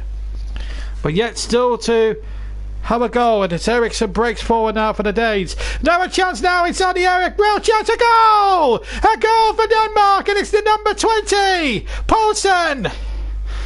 And Denmark have taken advantage of that mistake by the Peruvians. They've had chance after chance, the South American side, including the penalty, and the Danes have hung in there and have punished them for it. The ball fed to the left-hand side of the penalty area, and Poulsen had the simplest task to tuck it in past Galese, And the sequence of goals in the tournament keeps going on, and he was onside as well. There was one Peruvian playing him on, and a great finish it was with his left foot. Goalkeeper left probably half his near post open, and that was enough. You see there, he leaves half the post there if you're watching it on television, and that's poor goalkeeping for me. But take nothing away from the coolness of Poulsen's finish. 59.5 minutes gone, and Poulsen has saved me. There's no doubt about that. Great finish there, but I'm still not saved yet because we don't know what's going to happen in the other game. It saves me for now, for another 2 hours at least. But it's a good finish from Poulsen. 59 minutes gone, 1-0 Denmark. And Peru, I did question whether that would be their best chance. The penalty they had at the end of the first half, which was given by the aid of VAR. Well, I've got to tell you now, they've got to come from behind now. Here's a chance now for the equaliser, and that's a great save by Kasper Schmeichel, and he was a shot by Flores with his right foot, and he was well palmed away. Schmeichel's meant to make 2 magnificent saves. Now Avincula, can he get the crossing? Avincula, he's showing too much of it. He should have got the crossing sooner. Now then, maybe Carriaro can bring the ball in, but it's hooked away by the Danes, who lead by a goal to 0. Poulsen the scorer. No foul. Or is it? It is. It's a throw to Denmark, in fact. This was the chance to make it 1-1. Left foot, good save. Big left hand, Kasper Schmeichel. Going away to his left. That's a marvellous save. In fact, it's such a good save. His dad would have been proud of that, and he was the best in the. He was one of the best in the business. Him and David Seaman for many, many years. Certainly in the Premier League and certainly at international level. And now we're gone. We've just had 61 and a bit minutes, and still 1-0 to Denmark. And it's been a real cracking game. It needed the goal. We've got it. And Peru have had to react very, very quickly by bringing on a substitute. And it's going to be the number. Well, is it going to be the number 9 here? It's going to come on. We'll find out who it is in just a second, and we can make a note of that, who he's replacing as well. 61 minutes gone, and we have a goal. To my eternal relief here in this fast commentary box, and a substitution about to be made. And it's the number 20 that's going to come off, Flores, and he's going to be replaced here by number 9, Guerrero, who has scored plenty of goals, certainly recently for his club side and of course for the Peruvian side. So Guerrero is a very, very good player. Chris was telling me a little bit about him. He's Peru's top scorer of all time with 34 goals in 88 internationals, winning his 89th cap tonight. And boy, did they need him now at a time where they've missed umpteen opportunities. They missed a penalty at the end of the first half through Kieva, and now they've gone and conceded a really poor goal, certainly for their goalkeeper. When the goalkeeper looks at it again, I think later on, I think you'll see why. As Eriksson bundles his way through, goes down, nothing doing, says the referee Gazamar. He's done okay in the second half as the referee. It's just his first half performance that's really lacked as the referee, although he was right to give the decision on the aid of VAR, the penalty, which Peru obviously squandered. Now Guerrero has it on the far side. Guerrero waits in the centre. Now then, Avincula now with the cross. Good turn on the chest. Still Peru on the attack. The AP was coming back in bundles as Peru looked to equalise. Little chip in there and a header. Oh, and it was Guerrero from 7 or 8 yards out with a free header, and in the end it just lacked any real conviction or any direction, and Kasper Schmeichel read it like a book and caught it into his chest. Big chance that. Good response by Peru to go in a goal down. I don't think It's going to be the end of the action here. It's Ericsson, good run by him, but in the end he ran into traffic. The attended cross, absolutely, says Guerrero is seen as a god over in Peru. He wouldn't be a more popular goal scorer if he did get a goal. Well, he had a chance there a second or two ago, but the header just lacked a little bit of conviction and a little bit of direction. Otherwise it would have been 1-1. This is Ericsson on the right hand side, deep inside the Peru half of the field. Now they've got to get the ball forward, the Peruvians. Can they get Guerrero?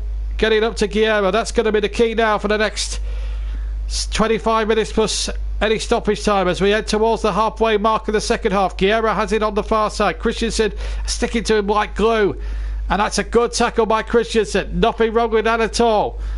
Referee quite right to play on, and it's a Danish throw. 1-0 to Denmark. The goal from Poulsen. This is a good tackle that from Christensen. Nothing wrong with that at all. Guerrero knew it as well. Christensen is a defender that is not to be messed about with on that evidence. He's had a good match tonight, I have to say. Christensen, he's not put a foot wrong all the entire game. Throw to Denmark, still 1-0, 65 minutes gone, 25 to play. Poulsen's goal after 59 minutes separating the two sides here, but Peru have not been short without chances.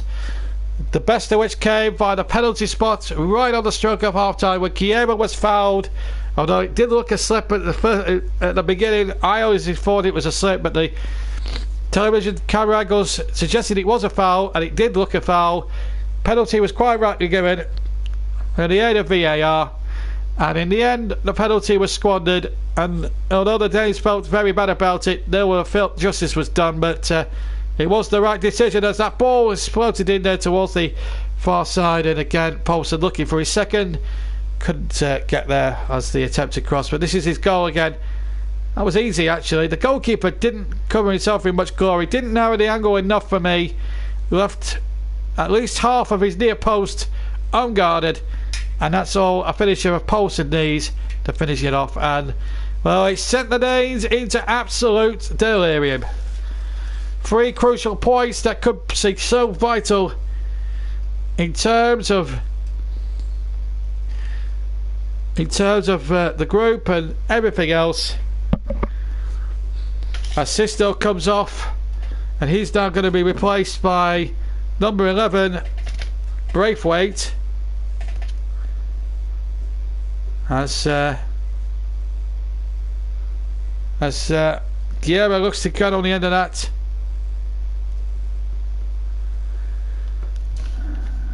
And Guerrero is number 9, of course, for the Peruvians, who are 1-0 down and in very, very big trouble here.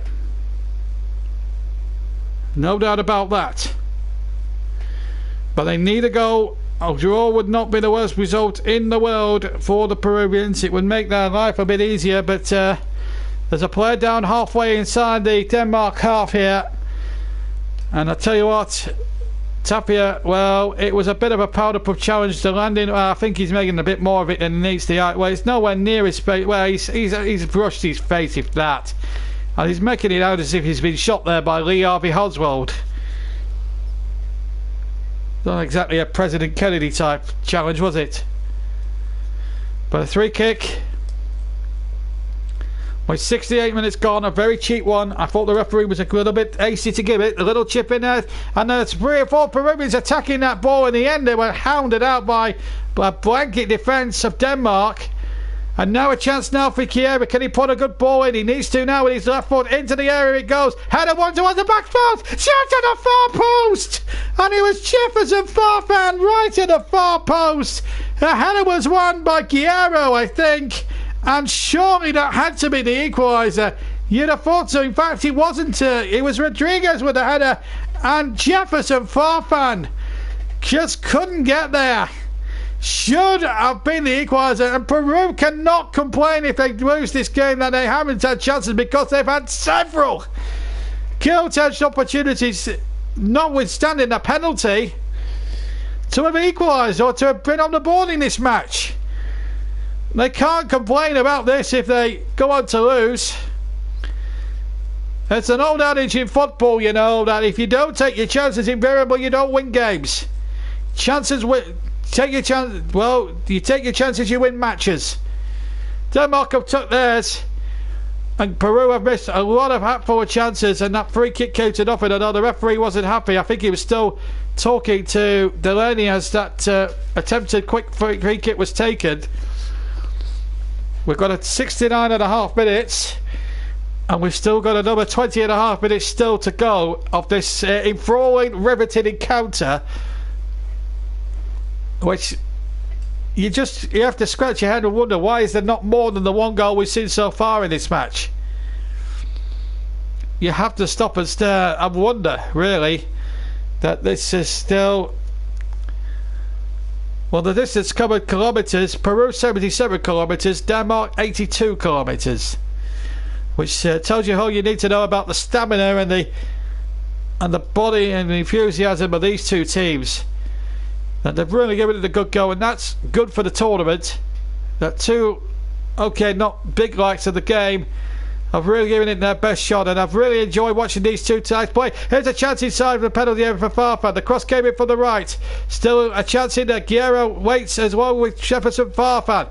Now he needs a good cross in towards the area, and in the end Guerrero was in there. In the end the ball went looping high, and in the end Kasper Schmeichel on hand to save it. It was a good cross, couldn't get there. Good defended again, this time from Poulsen, the goal scorer. Nodded it up in the air, and it allowed Schmeichel to leap up and grab it. The Leicester keeper, well played. Well, less than 20 minutes to go, 19 minutes plus stoppage time to go, and you've got your chance to have a look at JB Man of the Match from now until 89th minute. Germany-Mexico will be one of two games being covered on the YouTube channel tomorrow, and then of course we've got Brazil later on. But as I say, all these pictures, some of them could be subject to change.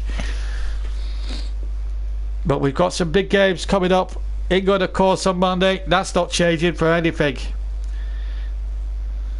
That's Peru now. Look, searching away for this equaliser. They've brought up their record scorer. 31 goals in 88 caps for his country.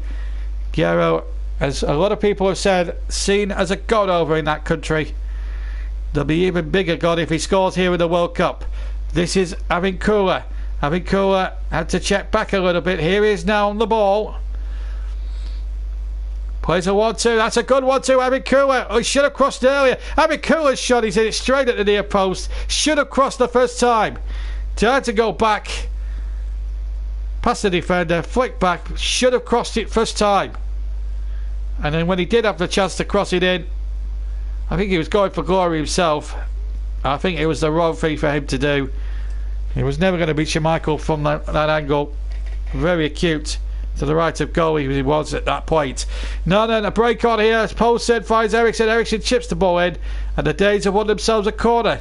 You can hardly pause for breath in this match. We got with the final whistle goes.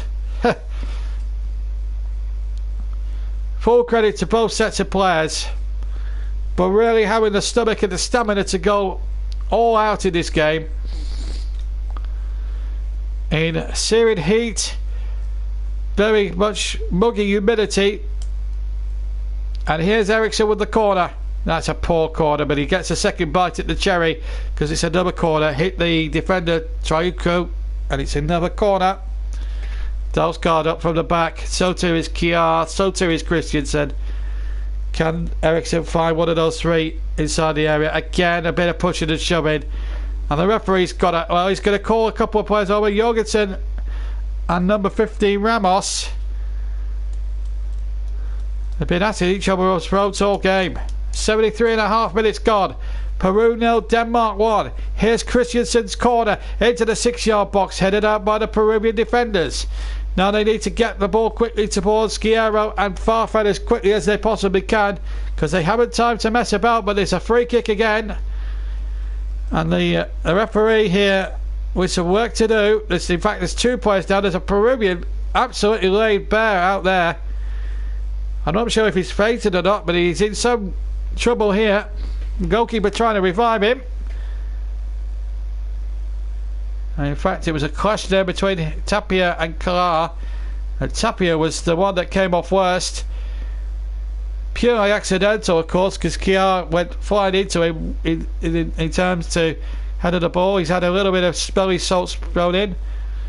And he's okay. Bit like a boxer, really, that's punch drunk, if you like. As we come up to the final quarter of an hour of the game. And really, it has been remarkable. We've had a remarkable day so far on the first Saturday of the 21st FIFA World Cup here in Russia. Earlier today, France beat plucky Australia by 2-1. French first goal came from an openly disputed VAR awarded penalty converted by Antoine Griezmann. Then a penalty that was not a VAR decision. It was an easy one, really, and put away. It was a silly handball by Tite, put away by Aston Villa's Yuri Jelinek, and then the winning goal, Paul Pogba's deflected chip, hitting the underside of the bar and then crossing the line to win the game. And then Argentina and the plucky Icelandic side drew 1-1, but the big sensation of that match, Lionel Messi at 1-1, missing a penalty late in the second half. And in the end, Iceland arguably could have won the game, but that's one of the biggest results up there with the England result in their history. And in this game at the moment, a goal from Poulsen is separated these two here, although Peru have missed a penalty themselves at the end of the first half. They're looking to hit back with an equaliser. They have deserved to score in the game. They're enterprising players very often so far. Now can they find something here? A little chip in there by Cueva, but he can't find a player in the penalty area in blue or red. Still in white or red, I should say. I don't know where I got blue from. It's still 1-0 to Denmark. And here they come again. They're not finishing yet by any stretch of the imagination. This has been a remarkable game of football, whatever way you want to look at it. Just to remember that Kist was stretched off in the early halfway through the first half, and Scaloni replaced him. But we've had it all today: controversy, VAR, injuries, a missed penalty, and a poor bit of goalkeeping that led to the goal. And this is the guy who's got it on the ball now. And Poulsen does well, shimmered away from 3 players and then showed too much of it. Now then, here's a chance now for Guerrero. Guerrero plays it in. You have Farfan up ahead of him as well. 13 minutes to go. Trascuco now for the Peruvians. This is going to be a grandstand finish here. Still 1-0 to Denmark.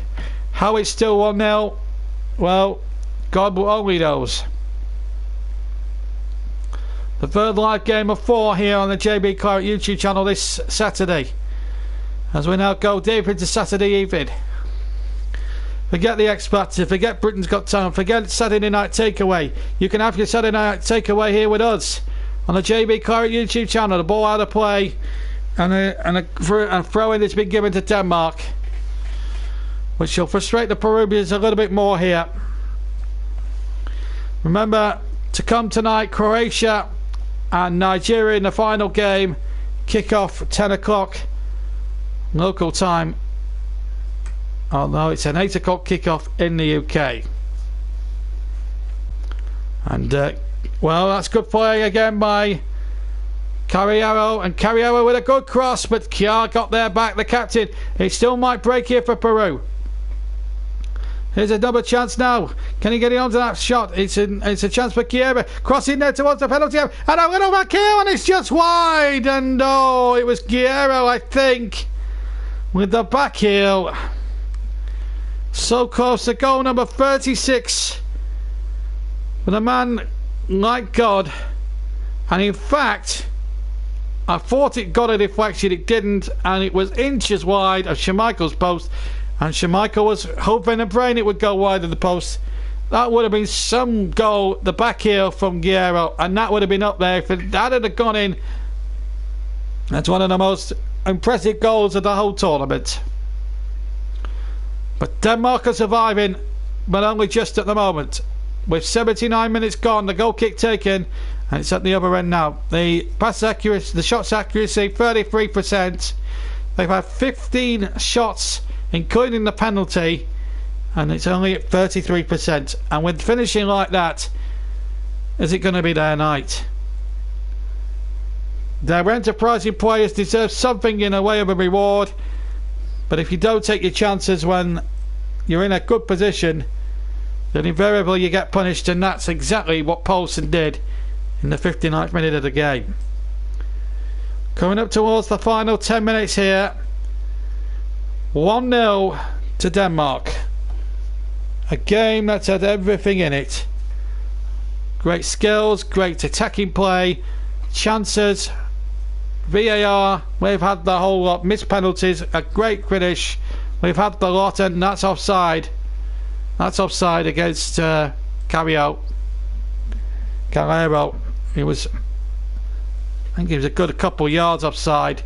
In fact, both him and another Peruvian were trapped offside. Frustration for the Peruvian side. It really has been not their night, really. I think when they look back at the video of this game before their second group match, they will sit there and wonder. And we're just having a little drinks break. In fact, a substitution is taking place. So Christensen is in a marvellous game. He comes off, and actually the substitution is Jorgensen going to come on, and that's Jorgensen.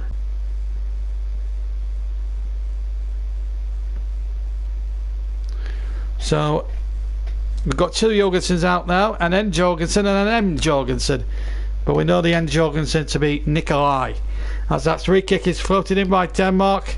That's two substitutions, that's three substitutions in fact made by them. Braithwaite, M Jorgensen and Scaloni all on now. Peru have still got one left up on their sleeve, or two maybe. Scaloni has done well since coming on for the stricken Kirist. I don't know what's happening regards his injury. Didn't look a particularly good one. And if Denmark play Iceland, it's going to be a commentary nightmare. I might have to take you off the roster for that one. Here's Eriksson playing it into the penalty. Chance here for number 2, and it was a good shot by Jorgensen with his left foot charged down. He'll break for Jorgensen to the left of the penalty area, and the ball somehow smuggled away for a throw on the edge, level with the edge of the area of Peru to Denmark. 82 minutes gone. Jorgensen would have hit it straight at the goalkeeper anyway, but the defender didn't want to take that chance. Good block. It's what you call putting your body on the line. Braithwaite is forward as well.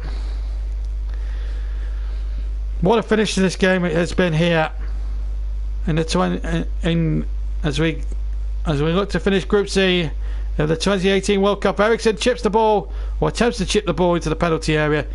Hooked away once more. But Denmark been very stout defensively, and I have to say Christensen has been brilliant, and I'm going to actually give him man in the match, actually, Christensen.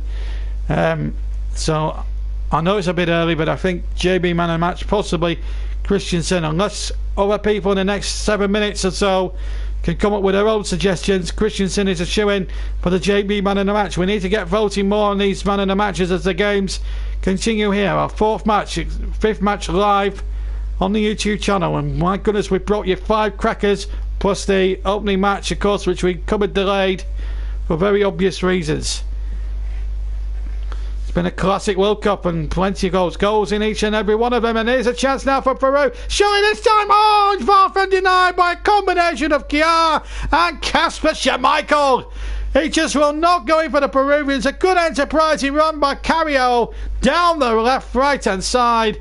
It looked as if Jefferson Farfan was going to equalise, but he didn't reckon on Simon Kiar and Kasper Schmeichel. There's a free kick going against Denmark. Nikolai Jorgensen looking daggers, cock and daggers at the referee, but what a run down the right that was. A lovely ball back end. Oh, that should have been the equaliser. Great cut back there by Calero, and that should be the equaliser. I think the Peruvian manager knows it's going to end. It's going to end in tears for to their side as Farfan comes off. That was the last act. And on in his place comes Rui Enders.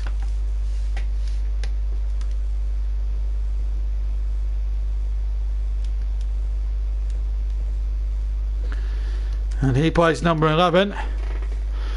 Well, they still have a free kick here. Guerra's right in there, but it's a poor free kick. Although I think he's going to have it retaken again, the Gambian referee. Chris says Schmeichel for man of the match, so we've got a shared award between Christensen and Kasper Schmeichel. I have to say he's made 3 world-class saves there. And you have to put Simon Kjaer into the mix as well, as that ball comes in and it's wide.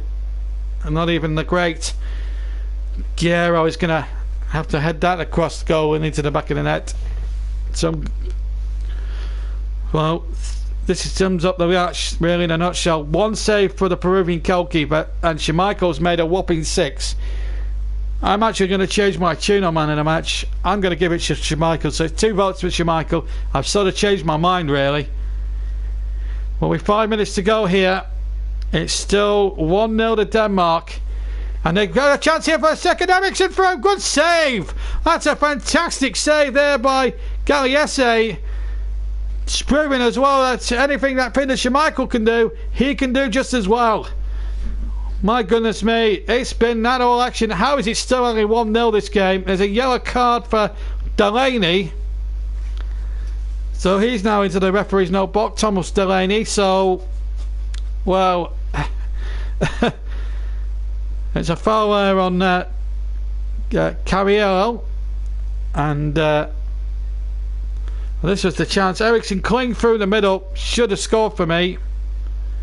Rare foot, goalkeeper made himself big, came off his left arm and bounced away. 4 minutes to go. Tapia off, and on in his place comes Aquinio. As Denmark now look to shut up shop and protect this 1-goal margin they've got themselves thanks to Poulsen's goal after 59 minutes. But can they get Guerrero's on the field for Peru, and they have to get that approach play right to him, get some good service up to the attacker, but at the moment nothing is going through that outlet at the moment. Nothing has gone right, and how costly that miss by Cueva from the penalty spot before the break could prove to be. It looked as if Peru at that point were going to go 1 up and in control of this game. They've been in control for such a long time in the match, but you've got to give the Danes credit. They are such a difficult side to play against, there's no doubt about that, and they've done remarkably well here so far. But still a chance for Peru. There's still time left in the game for them. But here's Eriksen to bring it away for the Danes, who have been absolutely to a man superb. And Kasper Schmeichel is going to be crowned the JB man of the match unless someone gets 3 votes for something else, unless one of the other players gets 3 votes here, because let's face it, it's been a one-man goalkeeping display, and he's showing that form that won Leicester the title 2 years ago. A real class act, Kasper Schmeichel, just like he's done. And I'll tell you what, I think he should be playing for a much bigger club. Maybe Liverpool should be taking note of this. I'm thinking actually Schmeichel might be a better bet than Karius. No disrespect to Karius, of course. Carriero has now got away from his man Braithwaite, and Peru have possession. The advantage is played. Now then, they need to find something magic on the right hand side. They appeal for handball. The Danes, it's been given. Hands, and the number 11 Riedes with the handball. Can't complain about that for me. Peru 0, Denmark 1. 90 seconds of normal time to go, plus any stoppage time. What a match it has been. We've only had the 1 goal, but there's so much to talk about. It would need a million paragraphs to go through the whole shebang with you. So much incident in the game. A penalty given by the aid of VAR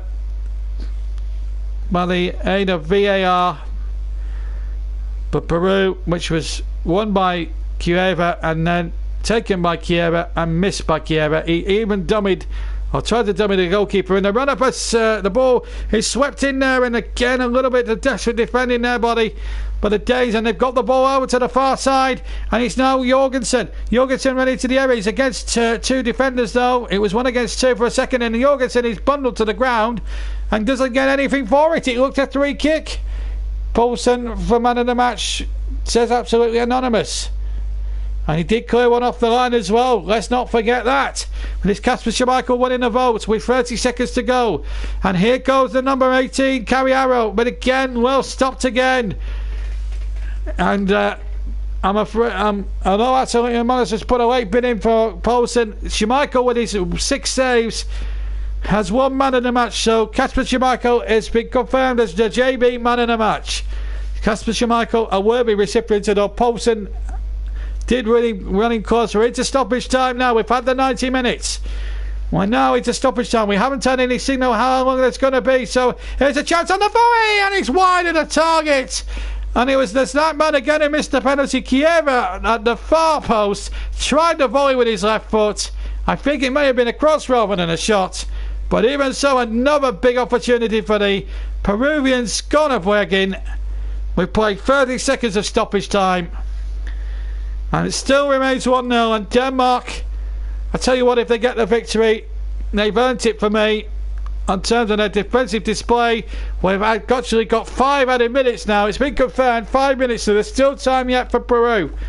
Can they find a late equaliser? Or can the Danes see it out, or maybe even score a second on the break? He is a big match player, Kasper Schmeichel, just like his dad Peter used to be in his days with Denmark and Manchester United. We've played 1 minute of the 5. What a finish. Well, I'll be out of breath for 45 minutes before I have to introduce the final game. Just to remind you, once we have a break in play, that just over an hour's time, we'll be back on the air with Croatia against Nigeria. And what a game that promises to be. It's got a lot to live up to if the previous 3 games have anything to go by. Incident and drama in every single one. It's been action-packed this World Cup day. World Cup Saturday, the first Saturday. We might even have to rebrand it as Super Saturday. In all honesty, that's how much it has proved to be, really, in terms of a spectacle and the way this has been so far. Peru have conceded a corner off Braithwaite, the number 17 there, who's run himself daft. Vincula has conceded the corner to his disgust, because he knows now with 2 minutes of the 5 gone, Denmark are well within their rights, of course, to take as much time as is necessarily within the rules. Kjaer is staying a little bit further back. It's Denmark's 7th corner of the contest to Peru's 2. But the set pieces have certainly in corner terms, have gone Denmark's way. They've conceded a free kick, however, a foul by the scorer Poulsen. But it won't matter too much if they hang on for the result, because they've earned that result. Although Peru have had more the bigger chances, and that penalty miss now could prove so costly, not just in this game, but maybe in their future chances of the World Cup. Poulsen has conceded a yellow card for a professional foul there to stop an attack there. So Yusuf Poulsen in the book. And just 2 minutes remain of the 5 at the end of this game. Is there to be one last twist? A free kick from the right hand side into the Danish penalty area once again. Ball comes out to Peru. They need to pump this ball into the box as quickly as they possibly can. Can they do so here? Here's the cross in from the far side. It goes, and it's nodded behind for a corner.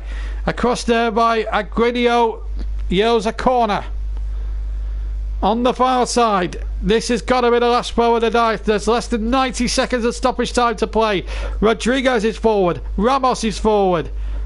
Chicago is forward and the goalkeeper flapped at it, and in fact he got a crucial punch on that, and it is a throw-in to Peru, but the pressure's still not off Denmark yet. Chiako now on the far side, needs to pump it in. He does so into the area, and off balance there was Guerrero. Still alive yet for the Peruvians. They cross it in. There's 2 or 3 of a conversion on the one ball, and in the end it's hooked away by Denmark, and the flag is stayed down. Jorgensen now is 1 against 1.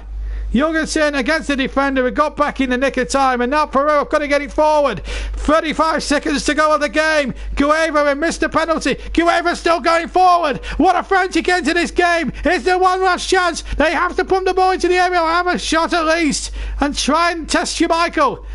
They're running out of time here for Peru. They are forced of good opportunities. Ball into the penalty area. One again. He's going to go. Is he going to go for a throw-in or a corner? It's going to go for a throw-in.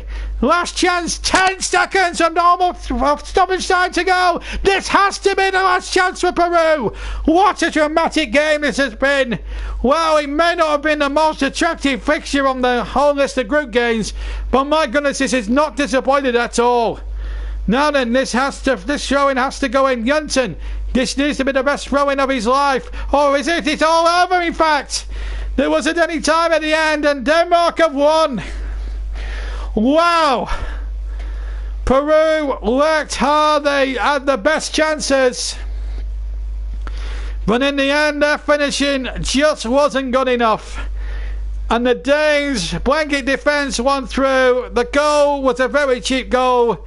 Galassi has to take the blame because he left at least half of his near post open for Poulsen to slide it into the back of the net to make it 1-0 after 59 minutes. But the real culprit really was the number 8 Kieva, who won himself a penalty for the aid of a VAR decision. He's incandescent in tears. He's inconsolable, the poor guy.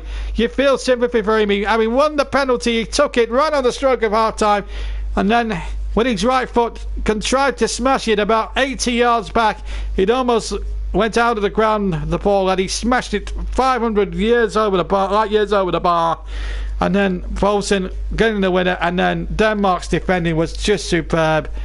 And now some soul searching for Peru to do for their next game. It's over the next game. As for Denmark, they join France on 3 points at the top of the Group C. And that concludes the first match day, Group C. So the final score, I'm going to hand back to Chris in just a second. But the news here tonight, Peru tried and tried and tried, but they just weren't good enough. And Denmark had that nous and the blanket defence, and Kasper Schmeichel, JB's man of the match. A very well earned one at that. That's the story here tonight. As Group C, the first round of matches in Group C comes to a close. It's finished here. Peru 0, Plucky Denmark 1. Well, there we go, ladies and gentlemen. That was the third match of the day. Done and dusted. Denmark holding on at the end there to a well-deserved 3 points. Peru huffed and puffed, but just couldn't find that finishing touch. And Kasper Schmeichel was a very, very busy man. But Peru, they only have themselves to blame. They had more than enough chances to score an equaliser, more than enough chances to win the game. You know, to lose a game where you have that many opportunities, it's hard to take. But Denmark, level on points, level on goal difference with France, goes second, but of course it will all depend. France obviously scored 2 goals, so that's why they will be put ahead of them. But it'll be an interesting second round of fixtures for this group, and that will all be coming in quite a few days' time. But that's going to be our coverage of this match, done and dusted. We've got one more match to follow this one. I will be leading the commentary on Croatia against Nigeria at 8 o'clock, so you can join us at about 7:45, 7:50 when we will start coverage. Hopefully you will be there with us for that. John will be presenting, but he's going to have about 50 minutes to get his voice back after that drama-filled, intense encounter between those two. But for now, we'll see you in about an hour's time for the next match and the final match of the day, which will be Croatia against Nigeria. Hopefully I'll see you then. Back in a bit.